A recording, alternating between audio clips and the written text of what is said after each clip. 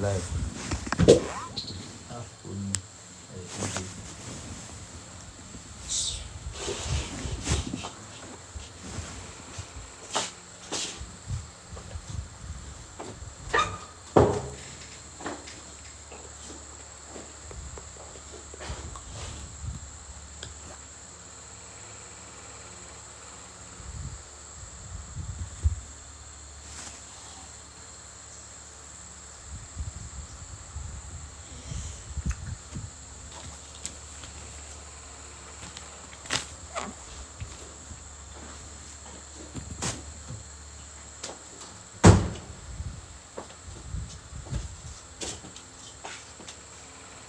이제로인가?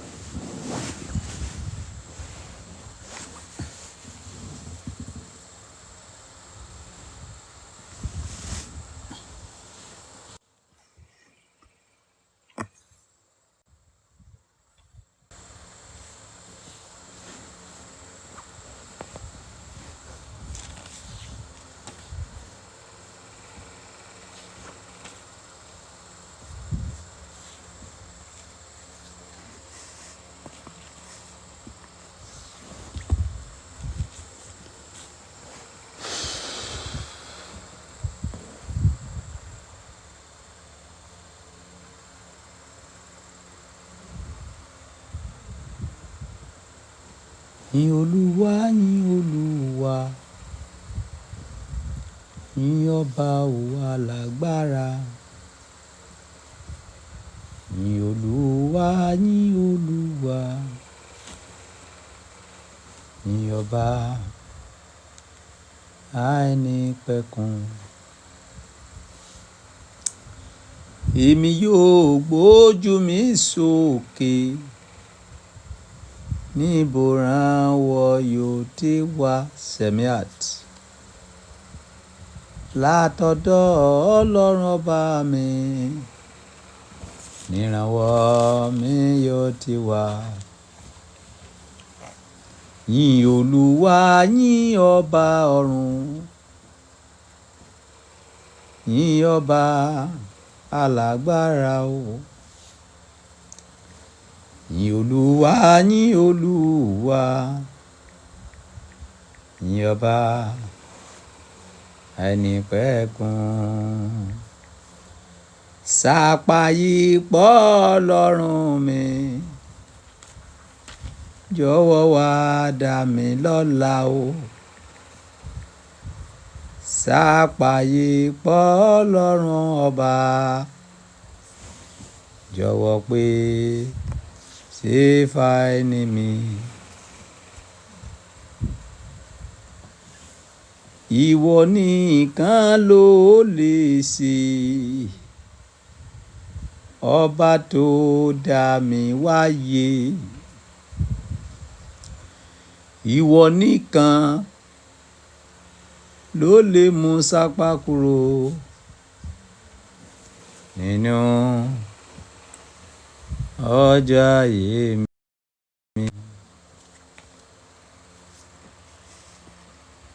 Now, good evening, ladies and gentlemen. My name is Adelano Adekunle Solomon, aka Talo Feku Baba Gbawan before, but now King Solomon for the whole universe. The only man that knows the secret of Oko and Obolity. The only man that can talk truth to anybody and nothing will happen. If anything happen, anything will spoil. If many things spoil, there will not be solution. Your fourth generation will suffer for it. We continue our question and answer. So if you know that you have reasonable question, send your request and come up. But all of you that you are in a comment section, make sure you double tap so that this life will not give us problem. Make sure you double tap in so that we can enjoy together, so that we can learn together, so that we can summarize together. Torí a máa kẹ́kọ̀ọ́ kú ni.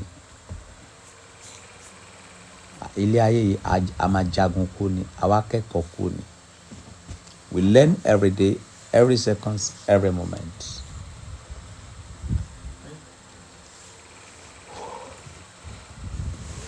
Gbogbo ẹ̀yin tẹ́ wá fún mi ní gift lálẹ́ yìí. Ire owó, ire ọmọ, ire àlàáfíà àfilẹ́yìn ṣe bùgbé. Ó ṣeun kí ayé ṣe lè mọ́ àwọn ènìyàn lára tó kò ní lè mọ yín. Ọ̀nà tí ẹ máa gbà, ìgbésẹ̀ tí ẹ máa gbé, tí ẹ máa fi ṣe àṣeyọrí, ọba dẹ́dà ọba ṣẹ̀dá fi hàn yín. Àtẹ́lẹ̀ ọwọ́ náà máa ń kákò wá kí n ká ẹ̀yìn ọwọ́ kò. Ayé ò ní lè dènà ògo yín. Ayé ò ní lè ká ògo yín kò. Kóṣẹ́ ní tìlá kọ̀ṣẹ́ o. Ìjọ tí o kó bá fi ojú kan òbò, ìjọ ẹ̀ náà ló máa ń wọlé sínú òbò. Ìjọkíjọ tí aláàánú yín bá ti rí yín, àwọn máa ṣoore fún yín. Olúgbógbó ti lè gbó, olúgbògbò ti lè gbò, olúgbàgbà ti lè gbà, olúgbọ̀gbọ̀ ti lè gbọ́. Kí àwọn olúgbòhùn ti gbé lágbede méjì ayé àti ọ̀run kó ń gbé òrè yín, kó ń gbé lọ sílé àṣẹ. Pó nítolúwo kó ti ṣẹ bẹ́ẹ̀ kó tó yí padà. So if you know that you have question, just send request and come up. Who is the first person?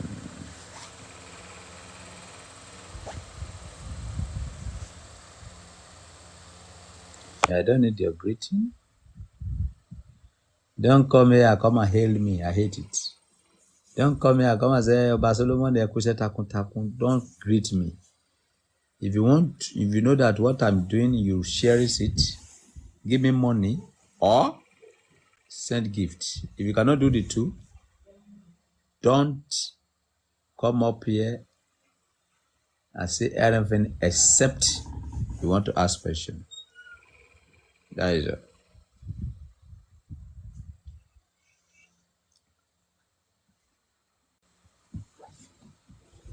Àwọn èèyàn yóò double tap.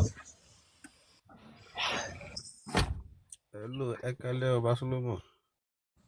Ẹ káàbọ̀ sí àlàáfíà lẹ́wà. Olùpẹ́ sá ẹ kú iṣẹ́ ní ẹ kú wàhálà yìí. Ẹ jọ kọ́ṣọ́ méjì mo ní sà. Okay. Ẹ sà èkíní mi ò sì máa rí.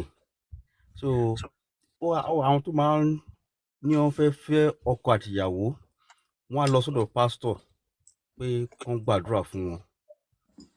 Àwọn pásítọ̀ ní ọ̀dà ọ̀nà wọn wà ń bẹ̀ pé kò sí wàhálà. Then after maybe 2-3 months wọ́n á dé ìjà wọ́n á túká. Ẹ jọ̀ọ́ sà kí ló lè fà á?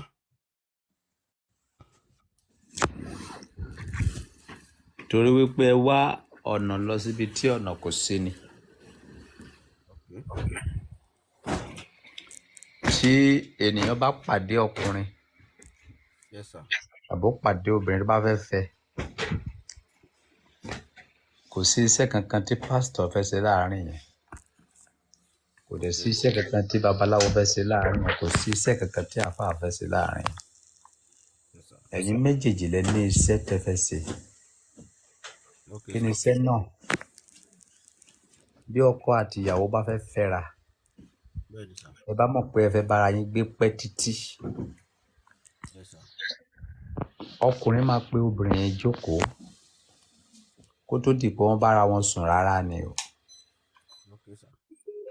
A sọ fún yín pé hello arábìnrin, I like you and I want to marry you. Okay. But this is what I want. This is what I don't want. Tóbìnrin yẹn bá sọ wípé òun ò lè ṣe o, but as times going on máa change, don't go for that relationship. Torí ènìyàn ò kí máa ń change. Nǹkan tó bá ti wà lẹ́jẹ̀ ènìyàn, ẹni tó bá jẹ́ olè kò lè change, wọ́n máa jalè lọ ni. Ẹni tó bá jẹ́ onílara kò lè change, wọ́n máa lara lọ ni. So tó bá dẹ̀ jẹ́ pé obìnrin náà ló sọ fún ọkùnrin wípé ẹ ló ọkọ mi, I love you, I want to marry you. Nǹkan báyìí ni mo fẹ́. Ọkọ mi ò lè gbà kó yàn lè, èmi nìkan ló lè fẹ́. Ọkùnrin wá sọ fún mi pé èmi kọ́ o, mo máa ń yàn lè but I will change. Kí obìnrin yẹn kó stop relationship yẹn. Okay. So tẹ bá ti wá ṣe interview yẹn láàrin ara yín tí ẹ̀yin méjì bá ti jọ cooperate wípé nǹkan tí ẹ fẹ́ woman yẹn fẹ́, èyí túmọ̀ sí wípé ẹ combine together ògo yín parajọ, ẹ máa bára yín kanlẹ̀. Ṣùgbọ́n nǹkan tí ẹ fẹ́ obìnrin yẹn ò fẹ́, nǹkan tóbìnrin fẹ́ ọkùnrin yẹn ò fẹ́, ìgbéyàwó yẹn ò lè last. Kò sí àdúrà tẹ́lẹ̀ gbà ní agbede méjì ayé àtọ̀run kò lè gbà. So àwọn interview tí ẹ ò kì í ṣe láàrin ara yín yẹn, tó jẹ́ wípé birthday lẹ fi ń test obìnrin, tó jẹ́ wípé tóbìnrin bá wó kọ́kọ́rẹ́ wọn bá wọn bomi lẹ fi ń test ara yín, relationship rádaràda bẹ́ẹ̀ yẹn ò lè pẹ́. Mo fẹ́ mọ̀ bóyá woman ní live mi kó sáré lọ gbómi wá. That one is stupid love. It's not a love. Ìfẹ́ inú ló máa ń gbé. The way tí ẹnìyẹn bá fi ń react tó bá fi ń sílẹ̀ máa fi mọ̀ pé ẹnìyẹn nífẹ̀ẹ́ yín kì í ṣe kọ́tẹ́ nìyẹn sọ. But ẹlòmíì believe wípé tí wọ́n bá ti ra gift birthday wá fún wọn ti love ẹnìyẹn. No, that one is not a love. Carry me nìyẹn. So that is it. Ẹ̀jẹ̀ kejì sà, ìkọ́sọ̀ ìbéèrè mi kejì, kí ló fà tó pé àwọn obìnrin tó ń ṣe báwo ṣe put ẹ̀ tó ń ṣe àgbèrè tó ń ṣe olóṣó, wọ́n máa ń rí wọ́n tètè ń rí ọkọ gidi fẹ́, àwọn tó máa ní wọ́n máa ṣe hólì yẹn, àwọn ló máa kó sí ọwọ́ àwọn ẹni ẹ̀tàn tó máa ń tàn wọ́n. Kí ló tún fà á sà? Ẹ fẹ́ lọ ra bàtà lọ́jà. Bẹ́ẹ̀ni sà. Wọ́n kó 20 síwájú ẹnìkan pé kó select ilé tó fẹ́. Bẹ́ẹ̀ni.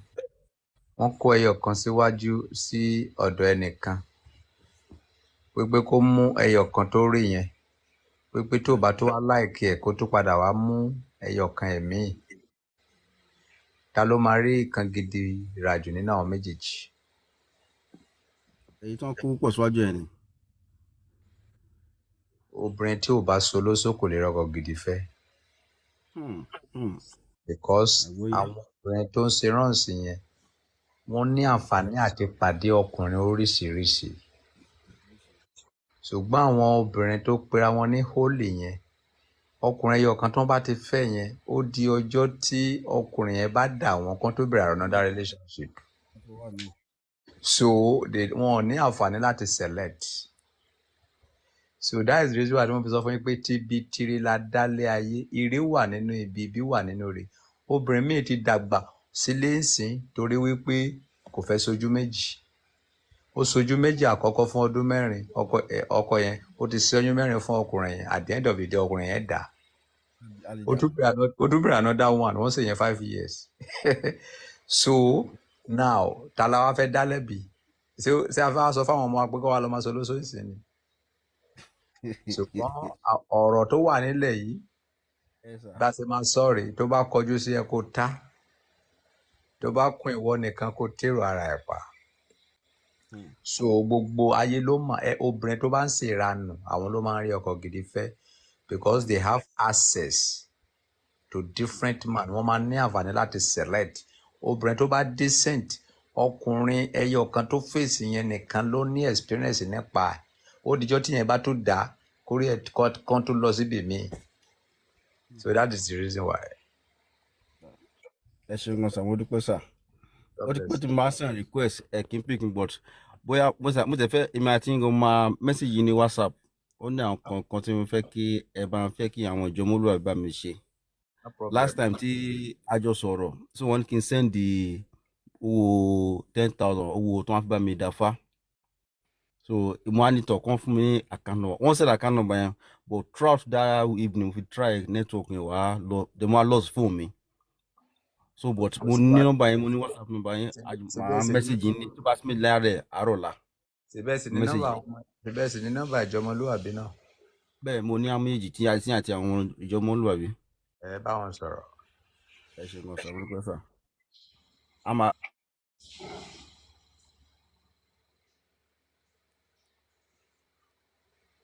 Ọlọ́run àwa fẹ́ yé ilé tọ́lá rẹ̀ wá owó kí lọ́rùn.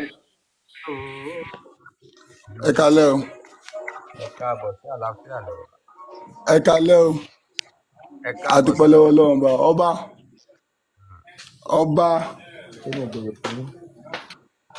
ọba ayélujára sọ̀rọ̀ ni. Ọba ẹ kalẹ́ sà. Ẹ lọ bá ẹ kalẹ́. Mo fẹ́ bí ní ìbéèrè méjì.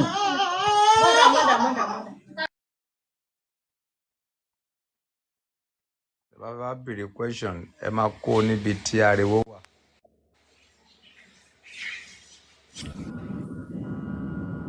Hello.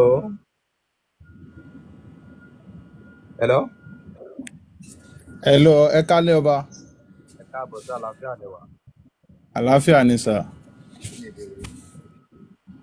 Sà? Kí ni question yín? Question mi ni pé ṣé orúkọ máa ń roni? Ó máa ń ro àwọn kan kò kì í ro àwọn kan. Because àìmọye Abíọ́lá tó ń gbé láàárùn lọ́jà.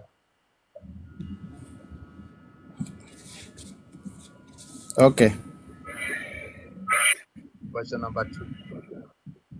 Question number 2.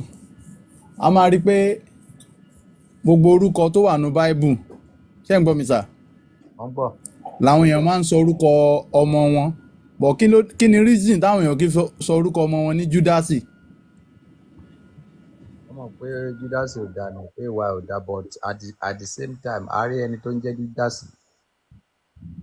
Tẹ bá gbé fóònù yín sí tẹ bá gbọ́gùn Júdásì ẹ máa rí pé wọ́n máa gbé wọn wá tó pọ̀. Bọ̀ kì í ṣe ní Nàìjíríà ń bí báyìí o. Ó lè má jẹ́ ní Nàìjíríà but Júdásì wà sá. All right, sir.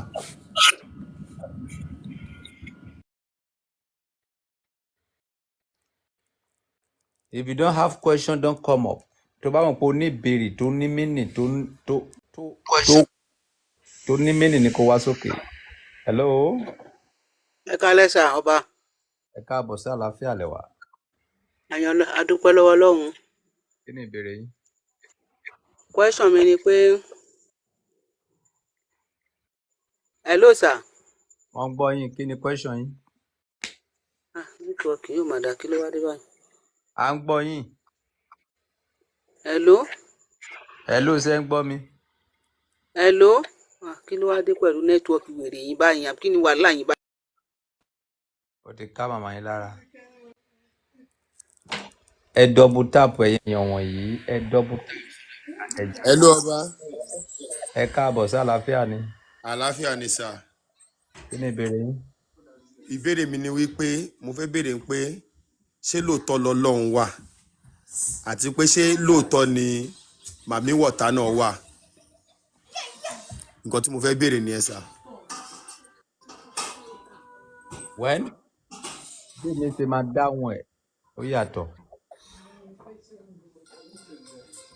Èmi ò Ọlọ́run lè má sí but ọba tó agbára kan wà níbì kan.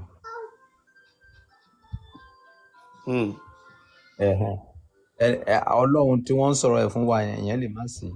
Okay. But there is one power in somewhere. Okay. Tí ó ń jẹ́ kí ilẹ̀ mọ́ tó ń jẹ́ kí atẹ́gùn fẹ́. tó jẹ́ kálẹ́lẹ́ there is one power in somewhere mi ò wá mọ̀ bóyá ọlọ́run lórúkọ ẹ̀ bóyá orúkọ mi ló ń jẹ́. ok tí màmí wọ̀tá yẹn ń kọ́ sà. màmí wọ̀tá èmi ò rí ẹyọ kankan rí ok but ẹ̀ẹ̀kan péré ni mo dó màmí wọ̀tá rí. ajẹ́pọ̀ wà náà nìyẹn sà. so èmi àti màmí wọ̀tá kan ti jọ fẹ́ra rí but ó ti pẹ́. ok nǹkan tí mo ní kí n mọ̀ nìyẹn sà ẹ ṣé gan sà.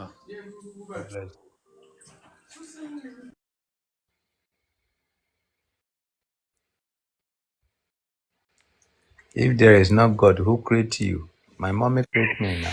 Ìyá mi àti bàbá mi ló create me.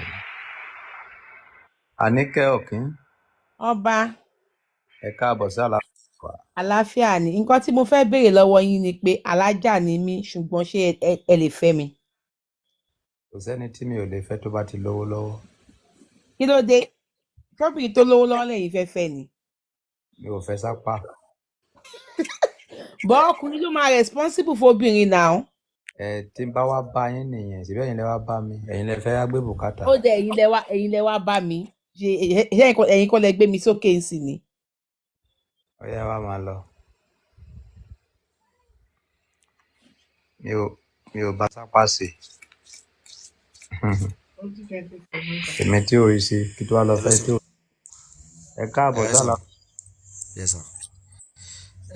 Ọba fẹ́ béèrè question méjì ni. Àkọ́kọ́ tèmi, ìkejì ẹ̀ tó súnmọ́ mi bí ẹ̀gbọ́n mi ni. Ọba mo alálà kan, mo lè máa lálá yẹn so many times pé ọ̀rẹ́ mi tó lójú mi lọ, ọ̀rẹ́ mi yẹn lójú mi lọ gan o, bọ̀ àjọ sí state kan náà, bọ̀ a máa sọ̀rọ̀ lórí WhatsApp, bọ̀ olówó wa òkè, mo alálà pé a máa bá mi jà lójú oorun pé mi ò fún lówó, pé mi ò sure sóhun. Mo lè ti jí lọ́jọ́ kan rí tí mo fún lówó, mo máa fún lówó bẹ́ẹ̀ méjì sí mẹ́ta pé yá bro use am buy something ṣe mọ̀ wá ṣóyè yín. Wà á tún sùn kí wọ́n sára pé a máa bá mi jà gan, wọ́n máa sọ mi kiri pé ìwà mi ò dáa, pé mi ò fún lówó. Kò yé mi. And that same friend. When àmọ̀ràn mi fún yín ni wípé kẹ́ yẹra fún ọ̀rẹ́ náà. Okay sir. Bóyá tó bá jẹ́ pé èèyàn ló gbé kéèsì yẹn wá sọ́dọ̀ wa, bá ṣe lè treat ẹ̀ ni wípé ó ṣeéṣe kó jẹ́ wípé kò rí ògo yín lò bó ṣe ń lò tẹ́lẹ̀ mọ́, bóyá ẹlẹ́dàá yín ò pèsè owó fún mọ́. Ibi tó túmọ̀ sí nìyẹn. Bóyá ẹnìyẹn tá a bá ń sọ pé ò fún mi lówó, that means wípé mo ń lo ògo ẹ tẹ́lẹ̀ bọ̀ tí ògo ẹ̀yẹn ò wá pèsè owó mọ́, kí ló ṣẹlẹ̀? Bóyá wo ti lọ sí nǹkan tó yẹ kó ṣe, bóyá wo ti lọ tọ́jú bọ̀ nǹkan tó yẹ kó tọ́jú bọ̀. Mi ò sọ̀rọ̀ débẹ̀ rárá. Ẹ ṣọba. Ìtumọ̀ ẹ̀ nìyẹn. Ẹ̀kejì, ẹnìkan tó súnmọ́ mi ó sọ fún mi pé òun lálá kan pé ó ti máa ń rí o, ó ṣẹ̀ bímọ ni, pé òun sùn sórí bẹ́ẹ̀dì, wọ́n ti yàwó òun jọ sórí bẹ́ẹ̀dì, pé òun alára pé dáàdì yẹn ti kú, pé dáàdì wọn á sùn sáàárín wọn pẹ̀lú àdá, pé ṣé wọ́n sọ fún mi pé ṣé dáàdì yẹn ò fẹ́ gbà kóun fẹ́ yàwó yẹn ni, ìyàwó yẹn ti bímọ fún kò sí ju ọmọ ọdún méjì ọ̀ọ́kẹ́, ṣé dáàdì òun sọ pé òun máa bá wọn ja ogun tó ń bọ̀ láàrin tó fẹ́ cross wọn ni, pé kò yé òun. Kìtẹ̀ ó jẹ́ ìgbàjọ́ pé kì í lọ ṣọ́ọ̀ṣì, kì í ṣe kankan, kì í lọ anywhere. Ó wá sọ fún mi lónìí, mo ní pé bẹ́ẹ̀ ṣe gbé láìpẹ́ mi kì í béèrè pé kí ló lè fà á, irú aláwo nìyẹn. Ẹni kí ọ̀rẹ́ yín yẹn kí kó wo ìyàwó ẹ̀ dáadáa, kó yẹ ìyàwó ẹ̀ yẹn wò bóyá lọ́dọ̀ Lífá ni irú ẹ̀dá tóbìnrin yẹn jẹ́. But lọ́dọ̀ wa ìtumọ̀ àlá yẹn ni wípé obìnrin yẹn ò ro ire fún ọkùnrin yẹn. So ìdí yẹn tí bàbá yẹn fi wá mú àdá tó fi là yín láàárín.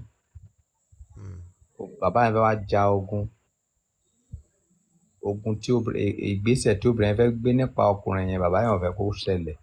Òun ló fà á tí bàbá yẹn fi wá sáàárín yẹn. It's just a parable. Àgbẹ̀sà ṣùgbọ́n sà.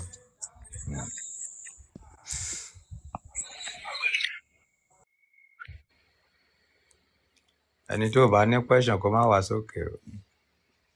Tó bá wá sókè máa já ẹ̀ dànù ni o. ọba àgbáyé. Ẹ káàbọ̀ sí àlàáfíà lẹ́wà. Àlàáfíà láwa o bàbá àgbàlagbà. kí ni ìbéèrè yín? Ìbéèrè méjì ni mo ní tí mo fẹ́ béèrè. ok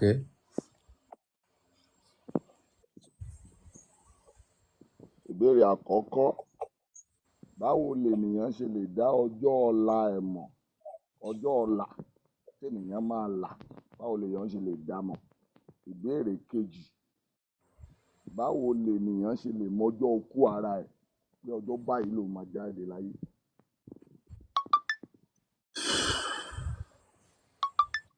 kò sí ẹ̀dá tí ó lè dá ọjọ́ ọ̀la mọ̀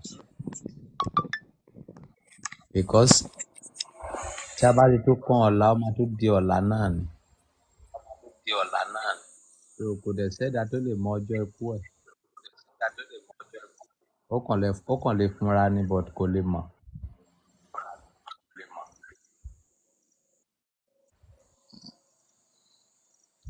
Hmm.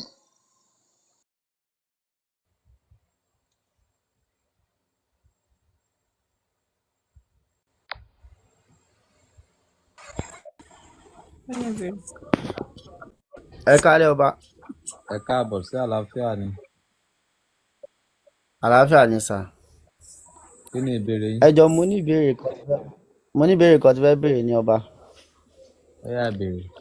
Wọ́n ní mo máa ń gbọ́ kinní kan kò dẹ̀ yé mi. Wọ́n ní King James pé ó dóye ẹ̀. Ẹ gbọ́ ṣé tòótọ́ ni ọba? ẹ wá King James lọ́kọ́lọ́ béèrè lọ.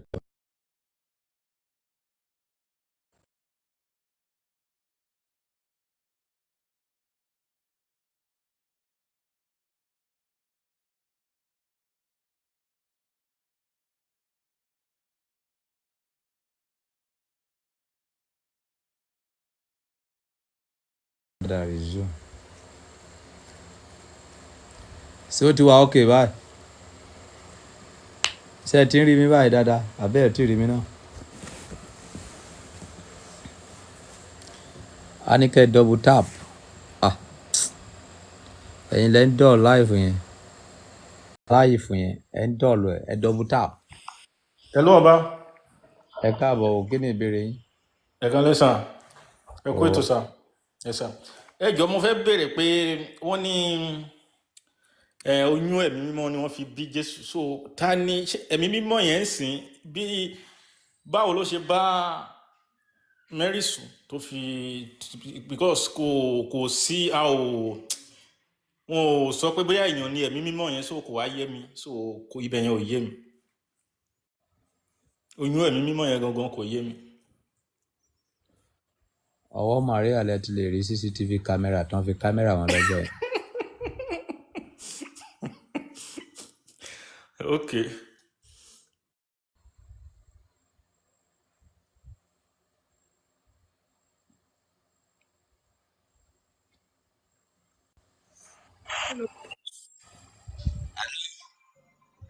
hello. Ẹ káalẹ́ sà.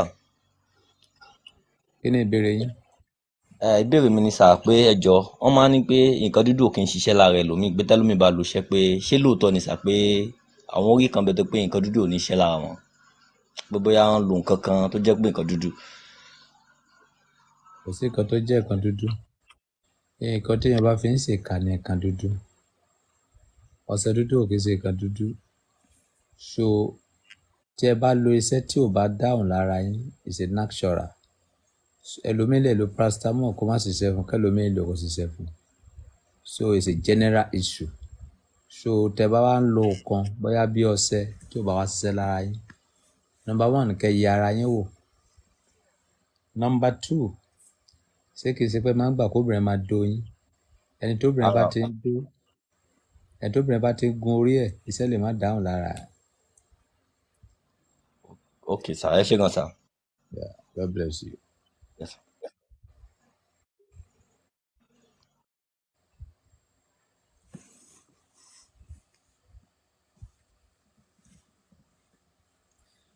ẹ̀yin yẹn wọ̀nyí ẹ̀ double time is going. ẹ ò tí rí fèsì. ọ̀rọ̀ yóò fẹ́ yé mi náà.